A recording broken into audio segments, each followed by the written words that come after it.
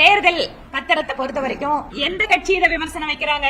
எதுக்காக இந்த தேர்தல் பத்திர நடைமுறை கொண்டு வரப்பட்டது? கருப்பு பண புழக்கம், தொகையாக அரசியல் கட்சிகளுக்கு கோடிக்கணக்கிலே நிதியளிப்பது, இவற்றையெல்லாம் தடுப்பதற்காக பல்வேறு நீதிமன்றத்தினுடைய தீர்ப்புகளின் அடிப்படையில் தான் தேர்தல் பத்திரத்திற்கான புதிய நடைமுறையை மோடி அவர்கள் அறிமுகப்படுத்தினார். இத்தனை நாள் வரைக்கும் யாருக்கு எத்தனை கோடி எந்த பணம் கொடுத்தாங்கன்னு எந்த கணக்கும் கிடையாது. இதை சரி பண்ணணுங்கிறதுக்காக தான் தேர்தல் பத்திரத்தை கொண்டு வந்தோம். இதுல மற்ற அரசியல் கட்சிகள், எங்களுடைய உள்துறை அமைச்சர் கழகம் பதில் சொல்லியிருக்காரு. நாங்க எவ்வளவு தேர்தல் பத்திரத்துல வாங்கியிருக்கோம் நாங்க சொல்றோம். மத்த கட்சிகள் எவ்வளவு வாங்கியிருக்காங்க அதையும் சொல்லுங்க. இந்த இருக்கக்கூடிய ஒரு மாநில கட்சி 3 வருஷ கால ஆட்சிக்குள்ளாக இவ்வளவு வாங்கியிருக்கீங்களே, நீங்க என்ன விமர்சனத்தை வைக்கிறீங்க? 10 வருட காலத்துல மிகப்பெரிய மாற்றம் என்பது நடந்திருக்கிறது. ஏழை எளிய மக்கள் யாருக்கும் பணம் கொடுக்காமல் மத்திய அரசின் திட்டத்துல, மாநில அரசு தப்பா புரிஞ்சு கூடாது. ஏன்னா மாநில அரசோட கணக்குக்கு போனீங்கன்னா அது வேற கணக்கு. பேங்க் அக்கவுண்ட் ஓபன் பண்றதுக்கு யாராவது கிட்ட பணம் கொடுத்தாங்களா?